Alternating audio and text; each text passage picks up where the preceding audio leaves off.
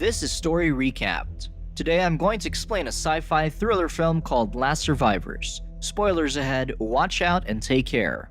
A young man named Jake lives with his father Troy deep in the woods to escape the conflict in the cities. Jake feels lucky because his father is well prepared and knows how to survive in the forest. Survival skills almost come naturally for Jake since he grew up close to nature. He laments that humans have fallen so far from their primitive roots that they don't know how to gather food after the wars. After spending a day hunting fish, he brings home his catch and immediately puts them in the smoker. When Troy asks him about his catch, Jake notes that it's pretty decent for the end of the season. At night, Jake still dreams about the night they escaped from the city. A man kept on banging on their car window and begging Troy to let him in, but Troy told Jake not to look at him. When he tells his father about the dream, Troy advises him to focus on the future because the wars are already in the past. While Jake is chopping firewood one day, they suddenly hear a gunshot in the forest, so Troy instructs Jake to get inside the house. They both arm themselves with rifles, but Troy asks Jake to stay inside while he sweeps the perimeter.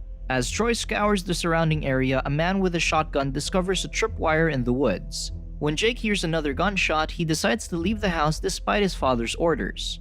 By the time he finds his father in the woods, he has already killed the stranger. Troy scolds Jake for leaving the house too early and warns him that they will be the ones who'll get buried if they're not prepared.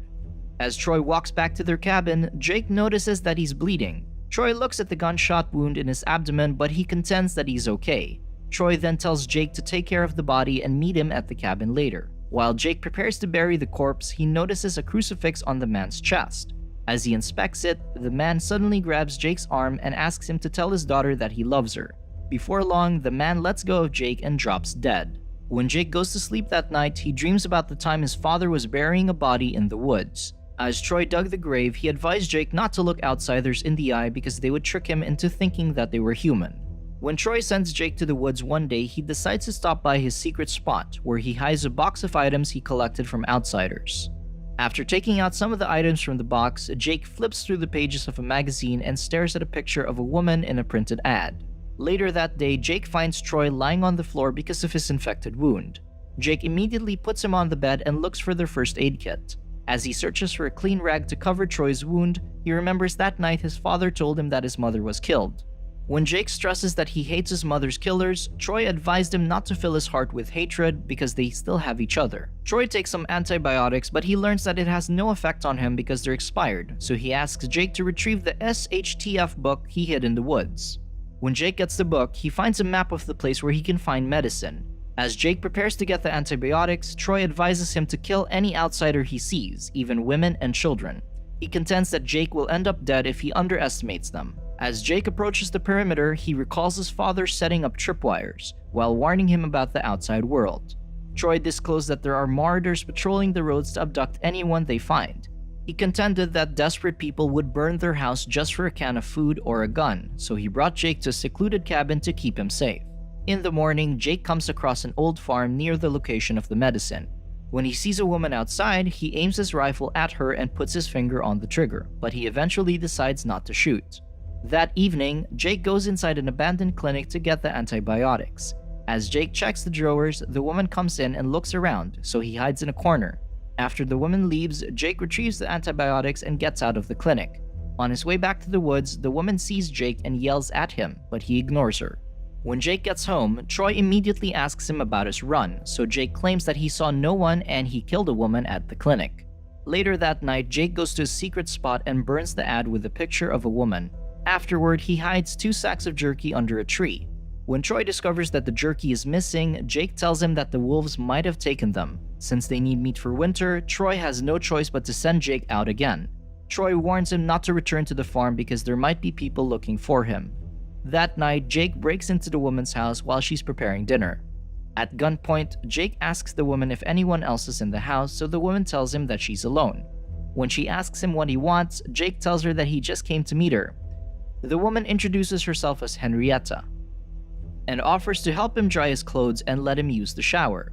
While Jake is in the bathroom, Henrietta grabs the radio to call for help, but she hears Jake complaining about the hot water, so she tells him how to get the right temperature. As Jake enjoys the shower, Henrietta quietly hides his rifle in the cabinet. Jake hears the door when Henrietta leaves the bathroom, so he immediately gets out of the shower and grabs his knife. When Jake finds her in the kitchen, he threatens to stab her, but Henrietta defiantly tells him that she'll only return his gun when he leaves. Jake reluctantly surrenders his knife when Henrietta demands to be treated with respect. While enjoying a bowl of Henrietta's chili soup, Jake asks Henrietta how she survives on the farm without a firearm. Henrietta notes that she's been doing pretty well and he's the only person who pointed a gun at her in her entire life. After a while, Jake tells Henrietta that he needs to leave because he still needs to hunt for deer.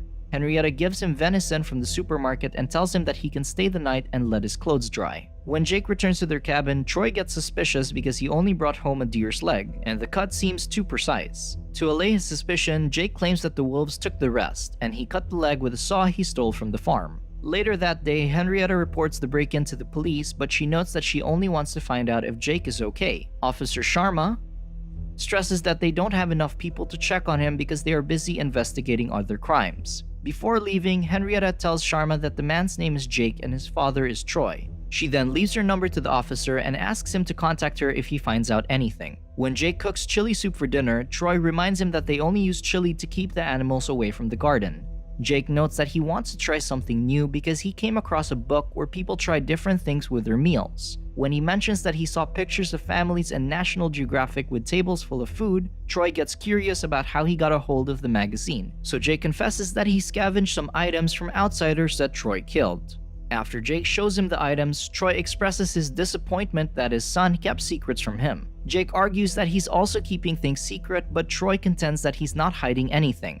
When Jake asks him how he knows the woman he killed deserved to die, Troy surmises that he must be feeling guilty, so he tells his son that he only did what he had to.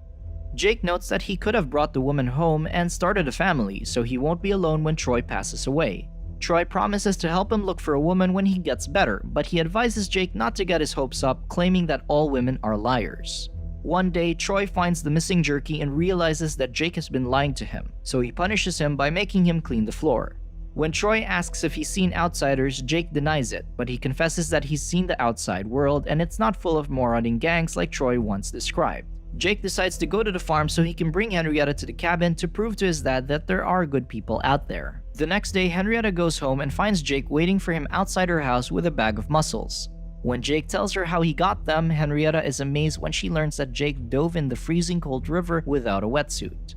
Later, Jake teaches Henrietta some of the survival skills he learned from Troy. He also sets up some traps outside Henrietta's house even though she contends that she doesn't need them. That night, Henrietta and Jake make love after a deep conversation about the cycle of life. In the morning, Jake invites Henrietta to go home with him, but Henrietta notes that they shouldn't rush things because they just met. Henrietta then tells him that they can't stay at her house, but she promises that they'll see each other again soon. As Jake prepares to leave, Troy observes them from a rundown shack nearby. When Henrietta returns to the police station, Sharma informs her that a man named Troy kidnapped his son on December 11, 2002 in Chicago and almost killed the boy's mother, Miss Chandray. Sharma shows her a copy of Troy's driver's license, but Henrietta notes that she doesn't know what he looks like. Before leaving, Henrietta takes a flyer for a missing person named Jeff Williams, the man who Troy killed in the woods. Afterward, Henrietta meets with her ex-husband, Andy, at the diner. Andy criticizes her choice to live in a secluded town, so Henrietta explains that she never liked the city because she felt like it was eating her alive. She claims that she tried to tell Andy and their kids about her anxieties, but they all ignored her. Meanwhile, Jake emerges from the back of Henrietta's truck and sees with his own eyes that the world is not chaotic as his father claimed.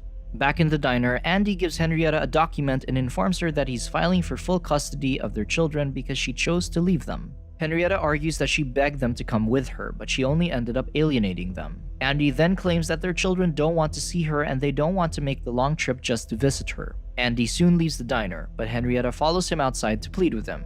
When Jake sees them arguing, he tackles Andy to the ground and attempts to hit him, but Henrietta intervenes. As Andy heads to his car, he threatens to tell their kids that Henrietta is having an affair. Henrietta gets exasperated with Jake and attempts to drive off without him. However, Jake tells her that he doesn't know how to get home, so she allows him to ride in the back of the truck. When they reach the farm, Jake castigates Henrietta for not telling him that she has a husband. He notes that people did awful things during the wars, but he wouldn't ever leave his family or betray his wife. Henrietta is puzzled when he mentions the wars, so Jake explains that he was referring to World War III, which he thinks started on December 11, 2002. Henrietta recognizes the date, so she discloses that there was no World War and notes that Troy kidnapped him years ago and attempted to kill his mother. Jake refuses to believe her, so Henrietta exclaims that she can't deal with him anymore because she has her own problems. As Henrietta takes her things out of the truck, the missing person flyer falls to the ground. When Jake picks it up, he recognizes the man in the picture as the outsider that Troy killed weeks ago. Jake asks Henrietta who he is, but she only tells him not to come to her house anymore. When Jake gets home, he confronts his father about the supposed wars. Troy contends that it was not conventional warfare, but he still insists that a war happened on December 11, 2002. Jake then shows him the flyer and asks him why he killed the man in the picture. Troy argues that the outsider was going to kill them, so Jake hints that the man had no such intentions because he only asked him to tell his daughter that he loved her before he died. Troy starts asking Jake about Henrietta, so he confesses that he made love with her, but it ended up in disappointment because she didn't tell him she had a family. Troy asserts that they can't trust any outsiders because they're all liars. Troy then tells Jake that they must kill Henrietta because she might lead the police to them when she realizes that they had something to do with the missing person on the flyer. As they prepare to go to the farm, Jake tells his father that they can't kill Henrietta. To keep her from going to the police, Jake proposes to trick her and make her feel safe. Troy agrees to his proposal and tells him that he needs to take him to their shack first to show him something. When Jake gets into the shack, Troy locks him inside and heads to the farm. Henrietta goes to the police station to tell them about the missing person and hints that Troy might be the killer. Sharma thinks that Jake is also dangerous, so he offers to escort Henrietta back to the farm, but she contends that she'll be fine on her own. Meanwhile, Jake manages to escape from the shack by breaking down the walls. Jake immediately goes to the farm, but he doesn't find anyone there. Henrietta arrives moments later, not realizing that the police are following her. Before they can go inside, Jake emerges and points a gun at the police. While Henrietta pleads with all of them to lower their guns, someone shoots Sharma's partner. Henrietta and Jake immediately take cover while Sharma pulls his colleague to the car. As they hide behind the house, Jake tells Henrietta that his father was the shooter and he intends to kill her. Soon, Jake leaves Henrietta so he can confront his father. While Henrietta attempts to set up a trap, Sharma gets shot in the head. Jake discovers that his father is in a shack nearby when he sees a glint from the window. He immediately goes there and begs him to spare Henrietta's life, but Troy knocks him out. Back in the house, Henrietta runs to the attic and turns on the radio to call for help. On his way to the house, Troy steps on a trap that pierces his foot. Troy limps his way to the attic, but he discovers that Henrietta has already escaped through the window. He shoots Henrietta as she attempts to drive away, but he misses after Jake tackles him. Troy falls out of the window and gets impaled on the metal spikes outside the house. As he starts to lose blood, he gives Jake a key around his neck and reminds him that he did everything for love. Troy then asks Jake to shoot him with his revolver to end his suffering. Troy stresses that he is not giving him a choice, so Jake reluctantly takes the revolver and shoots. Days later, Jake goes to a diner in town and reads a letter from Henrietta, who has now returned to the city to be with her kids.